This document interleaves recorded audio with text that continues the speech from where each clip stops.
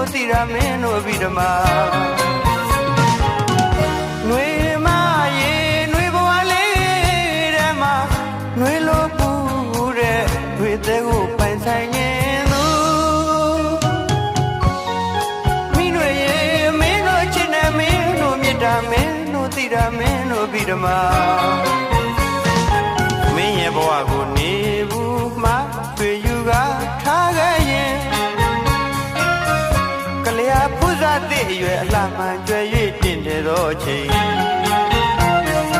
အလှရောင်ကြီးတစ်ထောင်အလင်းဆောင်ခဲ့တဲ့မင်းရဲ့အလှတွေအဲ့ဒီအလှလေးကြွကြွသွားမယ်နှွေကဘာလေးထဲမှာမြဲနေသွားမလားပြောပါနှွေမရဲ့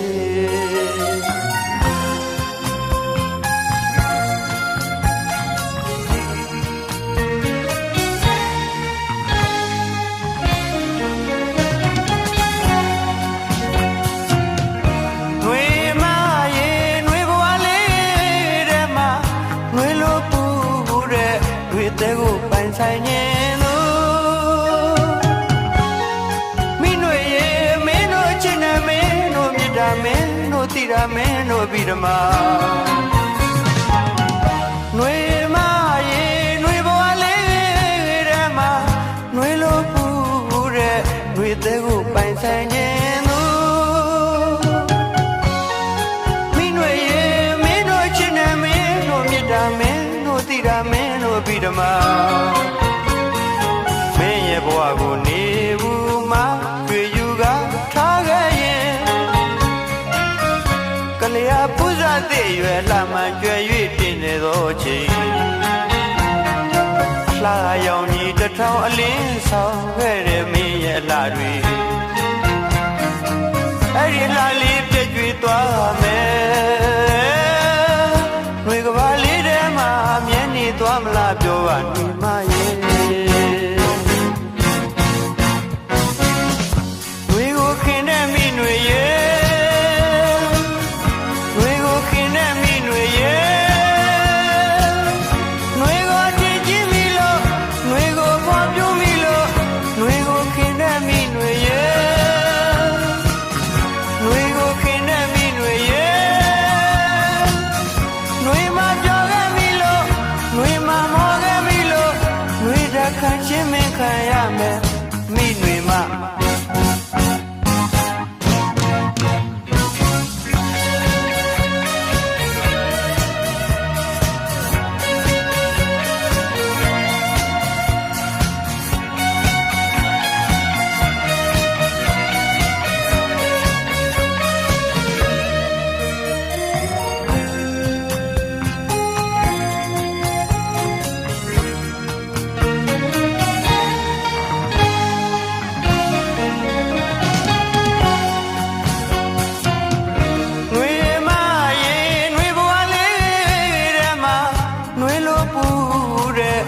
တဲ့ကိုပိုင်ဆိုင်ခြင်းလို့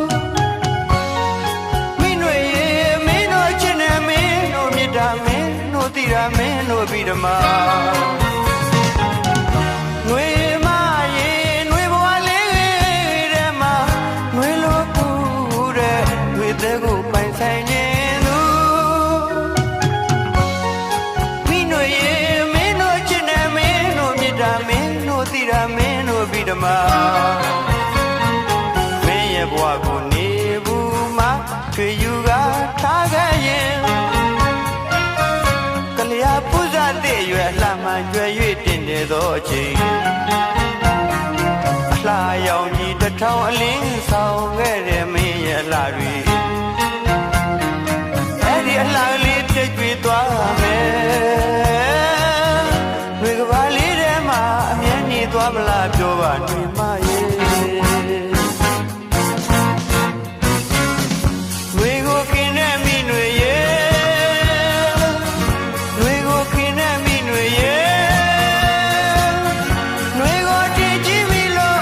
နှွေကိုဖွားပြုပြီလို့နှွေကိုခင်တဲ့မိနှွေရဲ့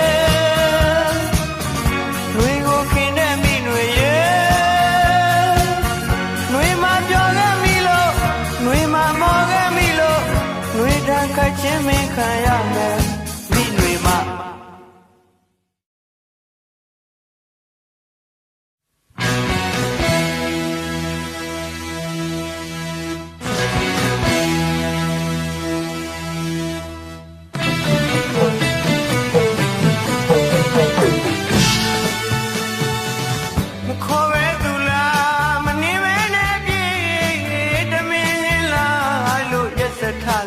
ရွှေချော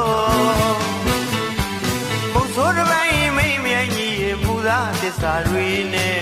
မင်းပြောတဲ့မေတ္တာစကားတွေခုတော့ယူသားမိလို့အမှားတွေပြီးကွယ်မာယာမင်းသမီးရဲ့မခေါ်ပဲသူလားမနေပဲနဲ့ပြေတမင်းလားလို့ရက်စက်ထလားမရွှေချောဆိုတပိုင်းမိမရဲ့ညီမူသားသစ္စာတွေနဲ့မင်းပြောတဲ့မေတ္တာစကားတွေခုတော့ယုံလားမိလို့အမှားတွေကြီးကွယ်မာယာမင်းသမီးရဲ့မာယာလေးတဲ့ပရိယေကတစ်ထောင်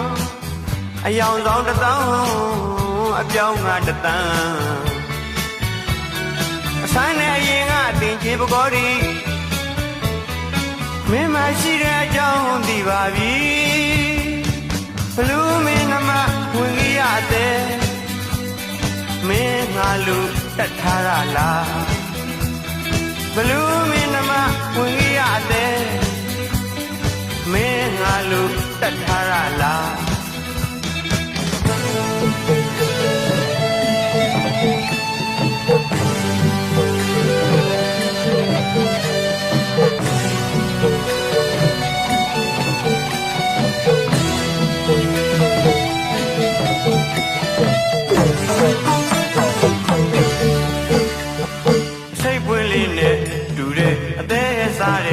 မချောလင်းတနည်းတော့ငိုရအောင်မယ်ငါလိုပဲနေလေကိုလေတဲ့တနည်းဒီတော့မှသာငါကိုသာနာပါစိတ်ပွင့်လေးနဲ့တူတဲ့အသေးစားတဲ့မချောလင်းတနည်းတော့ငိုရအောင်မယ်ငါလိုပဲနေလေကိုလေတဲ့တနည်းဒီတော့မှသာငါကိုသာနာပါသာကောင်းလိုက်တဲ့လေးသမားညာချီမချီအောင်နာရတဲ့အတုံးလေးတွေအလဲလေးတွေကိုသတိထားဘလူးမင်းနမဝန်ကြီးရတဲ့မင်းငါလူတတ်ထားရလားဘလူးမင်းနမဝန်ကြီးရတဲ့ဘမင်းငါလူတတ်ထားရလား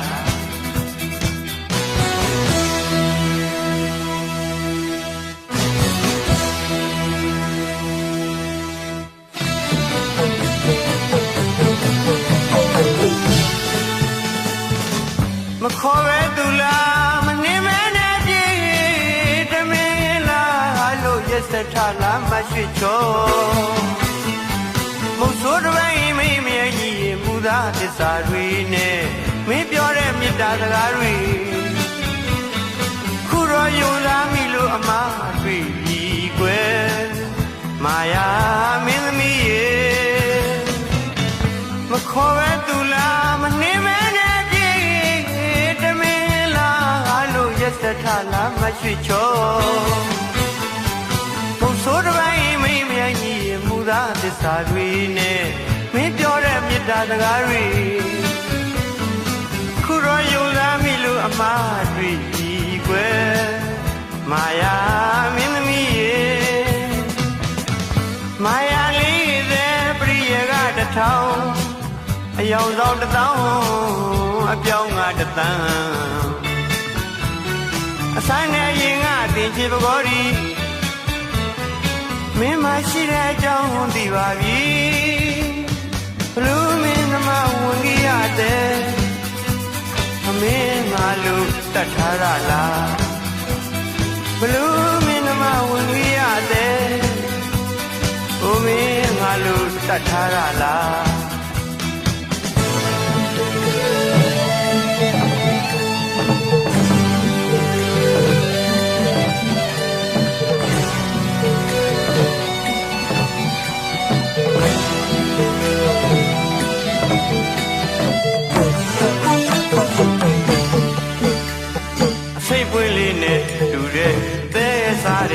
မချောနေတနည်းတော့ငိုရအောင်မယ်ငါလိုပဲနေလေဘုလေတဲ့တနည်းဒီတော့မှသာငါကိုစာနာပါစိတ်ပွေးလေးနဲ့တူတဲ့အသေးအစားတဲ့မချောနေတနည်းတော့ငိုရအောင်မယ်ငါလိုပဲနေလေဘုလေတဲ့တနည်းဒီတော့မှသာငါကိုစာနာပါတာကောင်းလိုက်တဲ့လေးသမားညာတိမကြည့်အောင်နာရတဲ့တုံလေးတွေလှဲ့လေးတွေကိုသတိထားဘလူးမင်းနမဝင်ကြီးရတဲ့ဘုမင်းငါလူတတ်ထားရလားဘလူးမင်းနမဝင်ကြီးရတဲ့မင်းငါလူတတ်ထားရလားဘလူးမင်းနမဝင်ကြီးရတဲ့အမင်းငါလူတတ်ထားရလားဘလူးမင်းနမဝင်ကြီးရ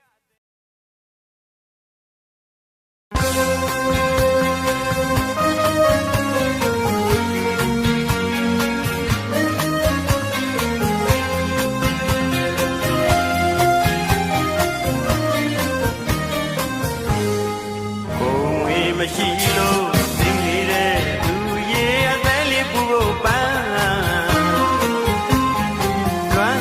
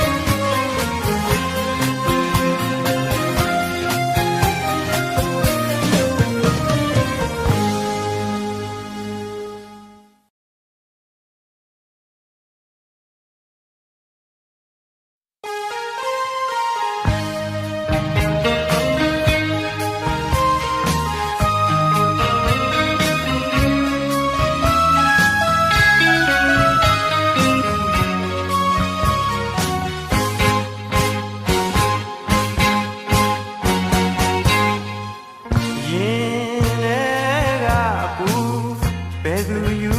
ပါမယ်တိတ်တကိုဝေဒနာမိတရားဘူးတို့ကျွမ်းရတော့မယ်အသေးမှတန်ရာသူမသိပါပဲတယောက်တည်းခံစားလို့နေသူ့ချစ်တာတွေကိုမပြောမိအောင်ဆင်ရင်အရှုံးပေးလိုက်တာကောင်းပါတယ်ကောင်းပါတယ်ချစ်ကမ်းမွယ်လေးကျွန်တော်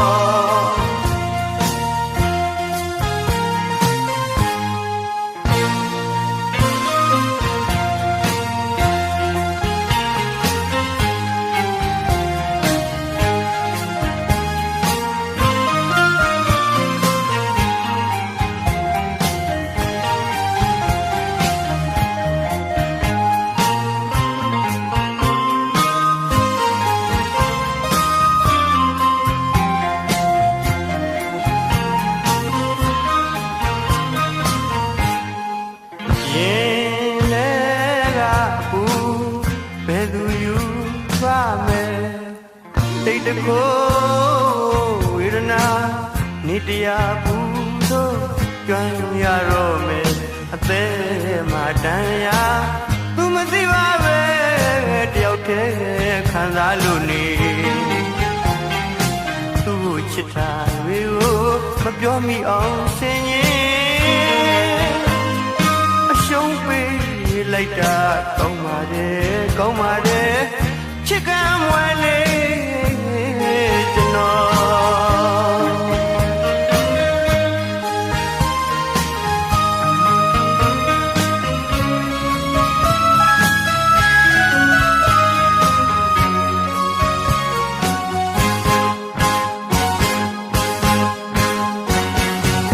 ဂုံတိုင်းကြီးတွေချာနေတာသိပါတယ်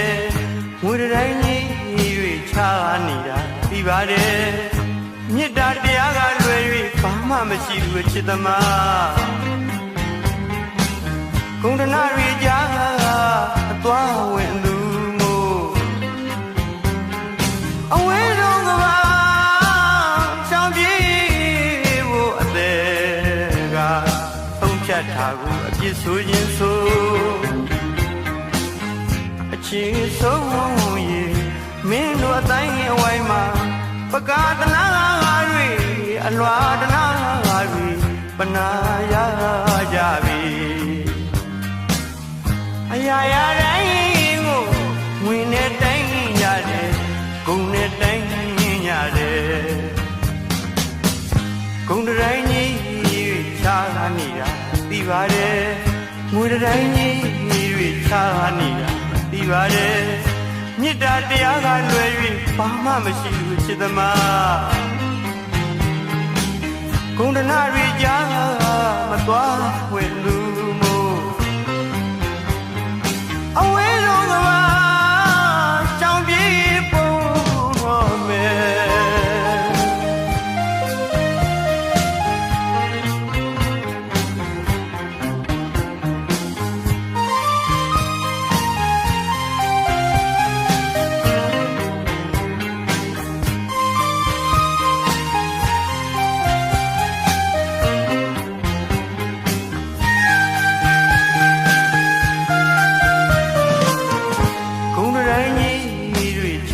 နေတာသိပါတယ်ငွေတိုင်းကြီးတွေချာနေတာသိပါတယ်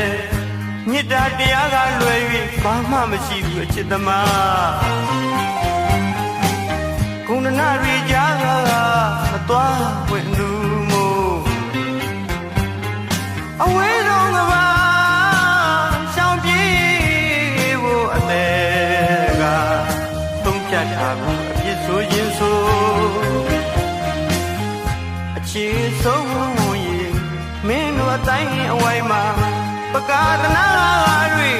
အလွာတနာတွေပနာရကြပြီအရာရာတိုင်းကိုငွေနဲ့တိုင်းရတယ်ဂုံနဲ့တိုင်းရတယ်ဂုံတိုင်းကြီးတွေချာနေတာသိပါတယ်ငွေတိုင်းကြီးတွေချ ထားနေတာသိပါတယ်မြစ်တာတရားကလွယ်၍ဘာမှမရှိမချစ်သမားဂုဏနာတွေကြားမသွားဝင်သူမို့အဝဲလုံးကမှာရှောင်းပြေးဖို့တော့မယ်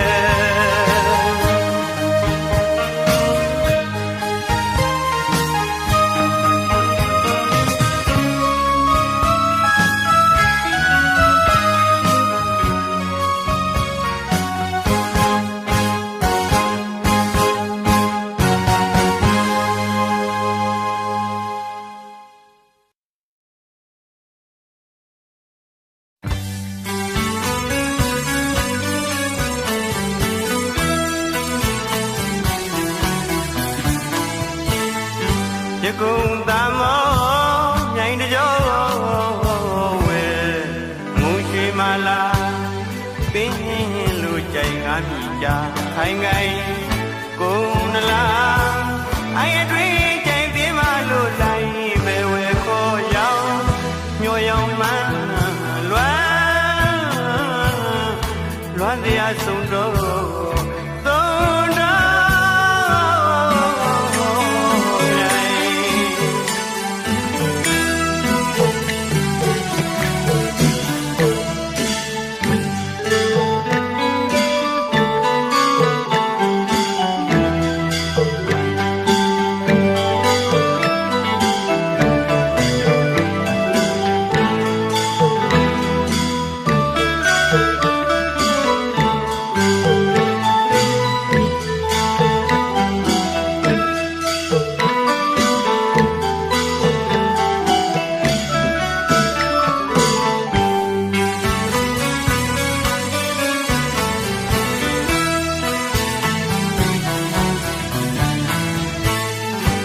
ကုံတမောမြိုင်တကြောဝဲငုံရွှေမလာသင်းလို့ကြိုင်ငါမြည်ကြခိုင်ခိုင်ကုံနလားအိုင်အတွင်းကြိုင်ပြမလို့လိုက်ပဲဝဲခေါ်ရောက်ညော်ရောင်မှလွမ်းတရားဆုံးတော့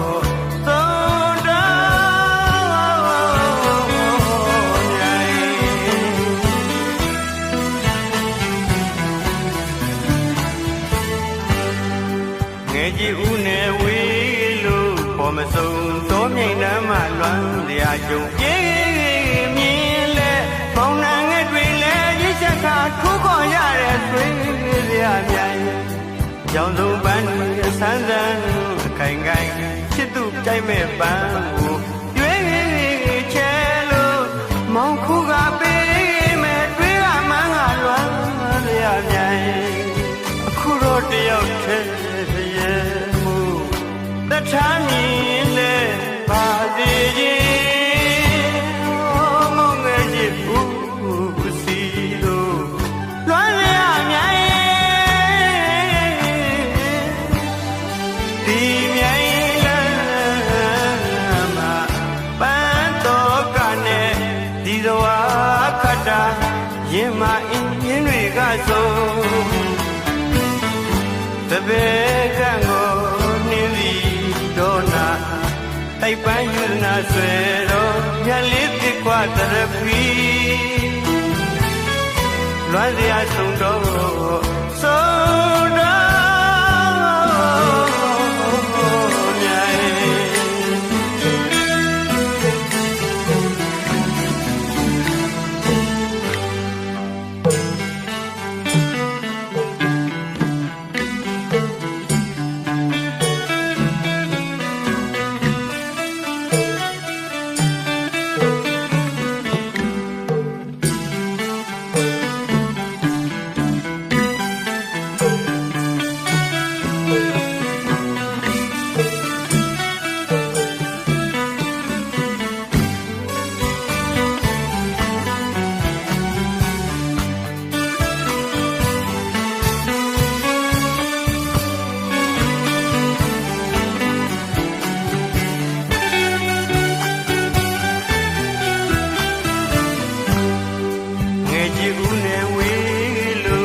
မဆုံး မလွမ်းစရာကြုံပြေးမြင်လဲမောင်နှံငယ်တွေလဲရစ်ချက်ကထူးခေါ်ရတဲ့ဆွေးစရာမြိုင်ရောင်စုံပန်းတွေဆန်းဆန်းခိုင်ခိုင်ချစ်သူကြိုက်မဲ့ပန်းကိုရွေးချဲလို့မောင်ခုကပေးမဲ့ခွေးကမန်းကလွမ်းစရာမြိုင်ခုတော့တယောက်တည်းရဲမှုတထမ်းမြင်လဲပါသေးမောင်ငယ်ကြီးဦးစီလို့လွမ်းစရာမြိုင်ဒီမြိုင်လာမှာ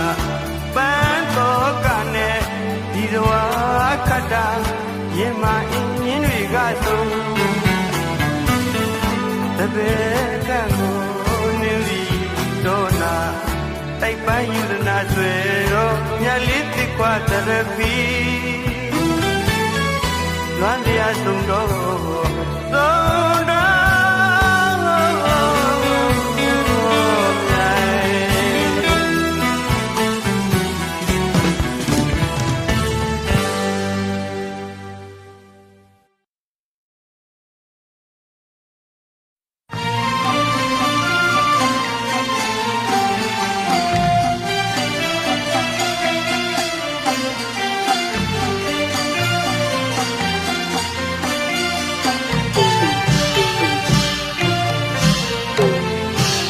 ချစ်ရင်မုန်းပါမုန်းနိုင်ပါတယ်ကိုကယူကံမဝေသွားပါသွားလို့ရသွားနိုင်ပါတယ်ကိုကကြည်ပြူတယ်လိုရကလေးအပြည့်ပြန်တန်းကသွားငှက်ကလေးလိုကွယ်ချစ်နေစဉ်ကပြည့်လဲမမြင်မုံမီဆိုတော့ဖြစ်ရှင်ခွင့်မရတော့ပါမျက်ရည်ဘူးလေသူပေးသွားတယ်လို့ချင်းငှက်ကလေးပေါ်ဝေးလို့နေ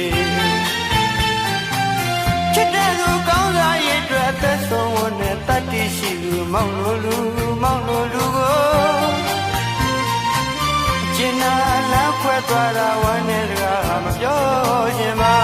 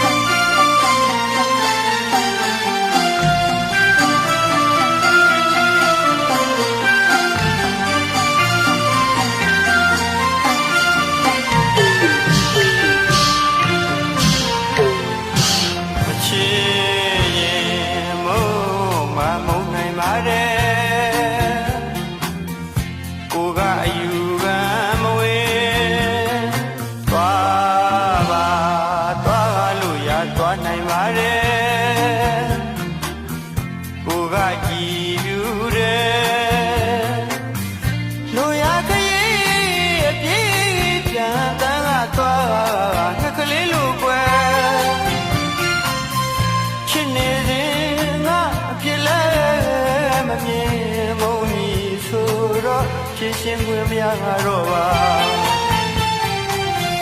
မျက်ရည်ဘူးလေသူပေးသွားတယ် ဖော်ဝေးလို့နေချစ်တဲ့သူကောင်းစားရည်အတွက်သက်ဆုံးဝန်တဲ့တတ်တိရှိသူမောင်လို့လူမကျင်နာလက်ခွဲသွားတာဝမ်းနေစကားမပြောချင်ပါဘယ်လိုပဲအမုန်းကြီးသူမုန်းပါစေရှင်ကိုခွဲအသက်ပေးမဲ့လူစားပါကွယ်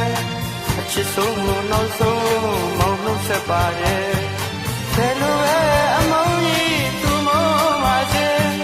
ရှင်ကိုခွဲအသက်ပေးမဲ့လူစားပါကွယ်အချစ်ဆုံးကိုနောက်ဆုံးမောင်းလို့ဆက်ပါတယ်ရောသလိုနေတာနေပါမင်းနဲ့တို့ဝေး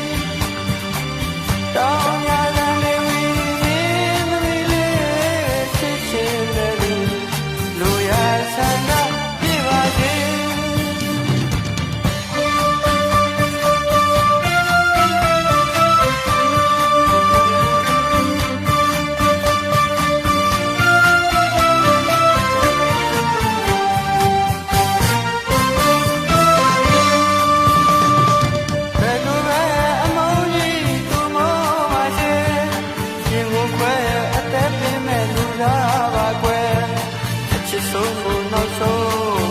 ဆက်ပါတယ်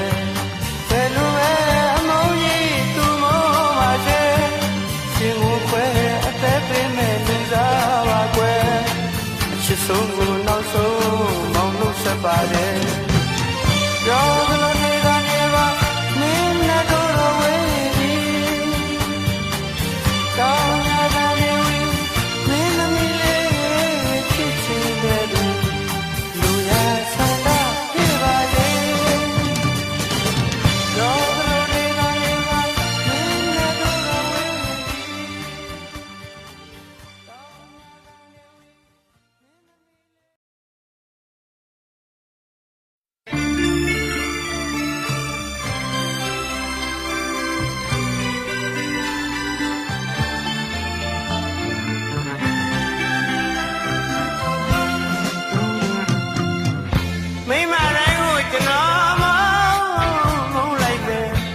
ကိုကစားစရာလိုသဘောထားရဲ့သူများ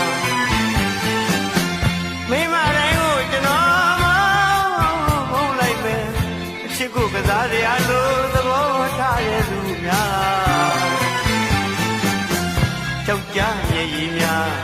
ဖြည့်စေးဖြစ်ခြင်းလားမိမရဲ့အညီဖြစ်ခြင်းလားတဲ့အညာကျွေးသမီးအလိုက်မှာတဲ့ငမိုက်သားကအမုန်းတော်ကအချစ်ငါမီလူတဲခွဲတာကျွန်တော်အလုံးမှာတခုတော့ပြောလိုက်ပါရစီပြောလိုက်ပါရစီခမမချစ်ဘူးလို့အချစ်မှုခဲ့သူ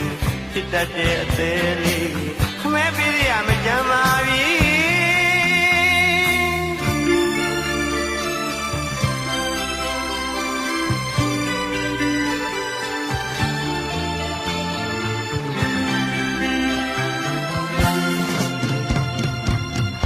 မိမတိုင်းကိုကျွန်တော်မုန်းလိုက်ပဲအချစ်ကိုကစားစရာလိုသဘောထားတဲ့သူများမိမတိုင်းကိုကျွန်တော်မုန်းလိုက်ပဲအချစ်ကိုကစားစရာလိုသဘောထားတဲ့သူများယောက်ျားမျက်ရည်များချစ်ချစ်ဖြစ်ခြင်းလားမိမရဲ့ညီဖြစ်ခြင်းလှတဲ့အညာရွှေသမီးအလိုက်မှာတဲ့ငမိုက်သားကအမုန်းတော်ကအချစ်ငါမီလူအသေးခွဲတာကျွန်တော်အလုံးမှာတခုတော့ပြောလိုက်ပါရစီပြောလိုက်ပါရစီခမမချစ်ဘူးလို့အချစ်မှုရဲ့လူပြစ်တတ်တဲ့အသေးလေးခမဲပေးစရာမကြမ်းပါပြီ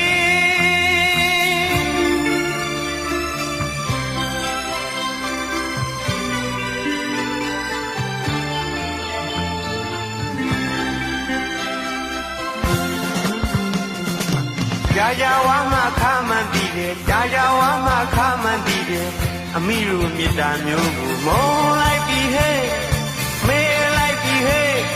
မေးလိုက်ပြီဟဲ့မုန်းလိုက်ပြီဟ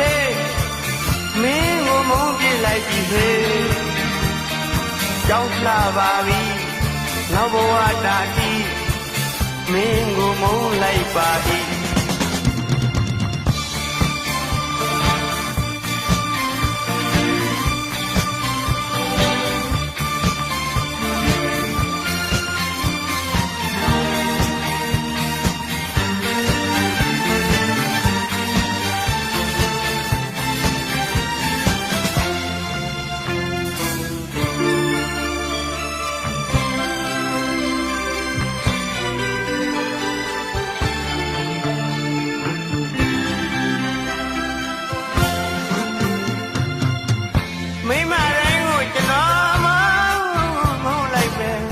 ချစ်ကိုကစားရလို့သဘောထားတဲ့သူများ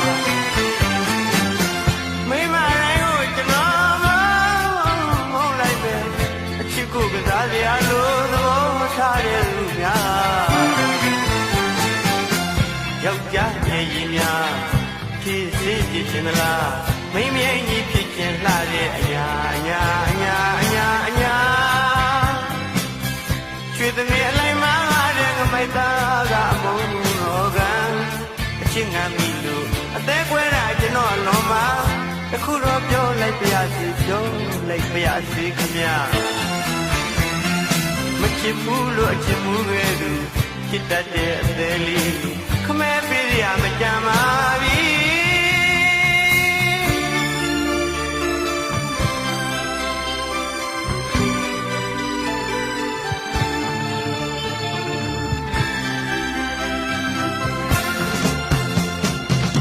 ကြာဝါမခါမှန်းတည်တယ်ကြာဝါမခါမှန်းတည်တယ်အမိတို့မြတ်တာမျိုးကိုမုန်းလိုက်ပြီဟဲ့မေးလိုက်ပြီဟဲ့မေးလိုက်ပြီဟဲ့မုန်းလိုက်ပြီဟဲ့မင်းကိုမုန်းပြလိုက်ပြီဟဲ့ကြောက်လာပါပြီနောက်ဘဝတာတိမင်းကိုမုန်းလိုက်ပါ၏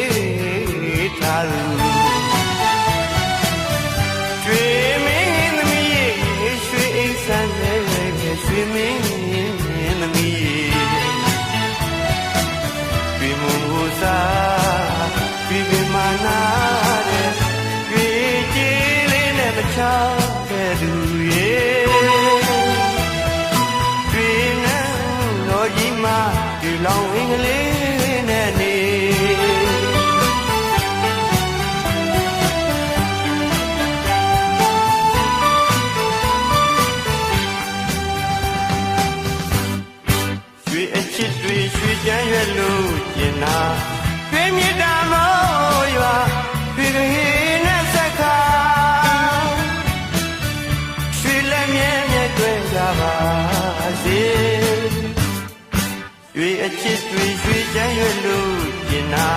ကျွေးမြစ်တာမို့ရွာရွှေကဟေနဲ့ဆက်ခါရွှေလက်မြဲနဲ့တွေ့ရပါစေရွှေချင်းဝင်လေးမချင်းရွှေရည်စိမ်အသက်တွေကိုရွှေရည်စိမ်အသက်တွေကိုရွှေချင်းဝင် ဆက်လို့ပြီးဝေခြင်းလူရွှေနဲ့ထပ်မှမြတ်တဲ့ထင်လူရွှေမင်းသမီးရွှေတကျူတွေကြားမှာအညတရအချစ်သမားအချစ်ပုံပေါ်နဲ့ဆစ်ရှုံးသွားရသူနောက်ဆုံးတော့တန်ရတန်ကြီးမဟုတ်တော့သက်ခံနိုင်ပါစေရွှေမင်းသမီးရေလမ်းခင်သွားဖို့ညတရာရဲ့ရွှေမြဲကြီးကိုလက်ဖွဲ့ပါတဲ့ရွှေမင်းသမီးရေ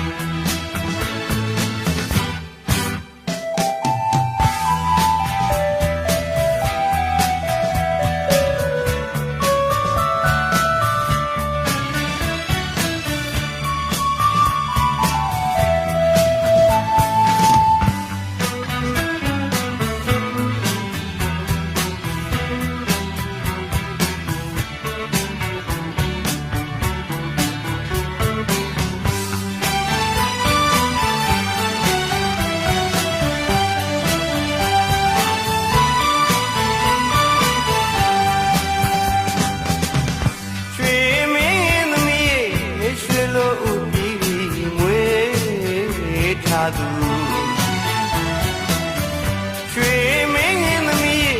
ရွှေအိမ်ဆန်းနဲ့ရွှေမင်းသမီးရွှေမုံကိုစားရွှေပင်မနာတဲ့ရွှေကြီးလေးနဲ့မချတဲ့သူရေရွှေနန်းတော်ကြီးမှာရွှေလောင်အင်္ဂလိပ်နဲ့နေ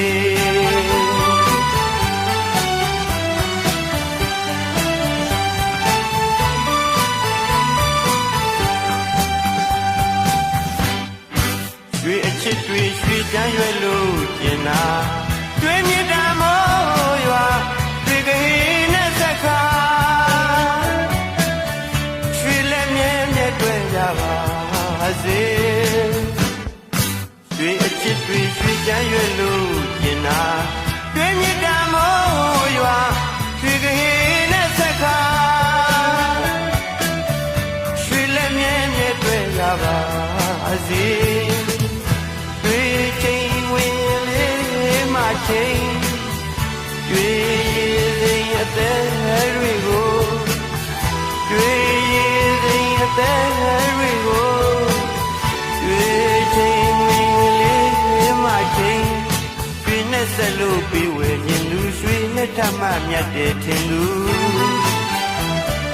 ရွှေမင်းသမီးရေရွှေတကျူတွေကြားမှာအညတရအချစ်သမားပုံပေါ်နဲ့ဆစ်ရှုံးသွားရသူနောက်ဆုံးတော့တန်ရတန်ကြီးမဟုတ်တော့လက်ခံနိုင်ပါစေ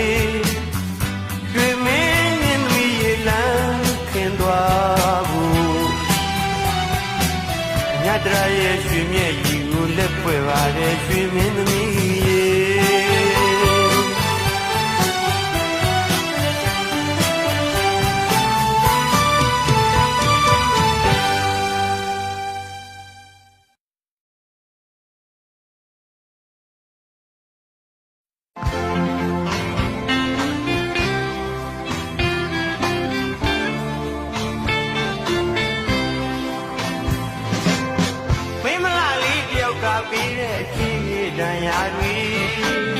တို့တန်လေးကြားအောင်ငါထောင်ပါမုန်းငါသမားလေးရဲ့ဒီကံသာပြည်တော်သွင်းအေးခြင်းဘုကမှာပဲမှတ်ပါသေးရင်မဖယားလေးရဲ့စိတ်နဲ့မိမလာလေးတယောက်ကပြီးတဲ့ချင်းရည်တန်ရာတွေတို့တန်လေးကြားအောင်ငါထောင်ပါမုန်းငါသမားလေးရဲ့ဒီတန်သာပြည်တော် မှတ်ပါသေးရင်မဖျားလေးရဲ့စိတ်နဲ့စိတ်နဲ့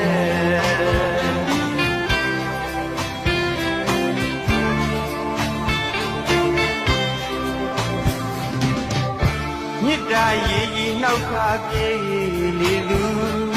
မစင်ကားလေးရှိတဲ့ရက်ကကြားနိုင်ပါစေတန်ကြရာရဲ့မင်းရဲ့တဲ့နဲ့တို့ကိုကြည်စေချစ်ကိုဝါရုပ်ကိုလွာတွေထားကြရာလာမင်းပေးတဲ့စာတွေကြည်ပြင်းပေါ်အယုတ်ရည်သလိုဘာတစ်ခုမှမတည်ပလာတွေသူရေးခဲ့တဲ့လက်ရေးလေးတွေမင်းလို့မရမို့လို့မရတော့အမတ်တရားလက်ဆောင်ချစ်နေမောင်းသိမ်းထားတဲ့လေးရှင်တော်တွင်အေးရင်ဘုကမှာပဲမှတ်ပါသေးရင်မဖျားလေးရဲ့စိတ်နဲ့စိတ်နဲ့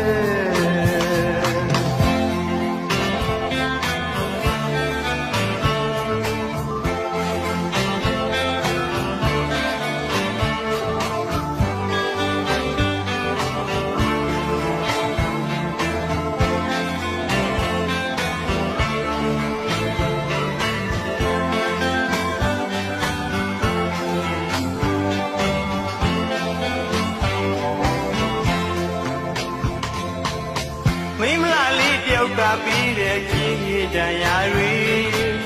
တို့တန်လေးကြားအောင်နာထောင်ပါမုံငါသမားလေးရဲ့ကြည်တန်သာ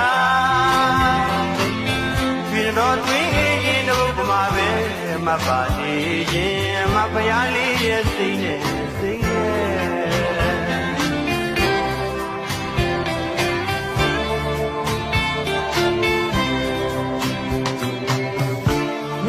ရေကြီးနှောက်ခါပြေး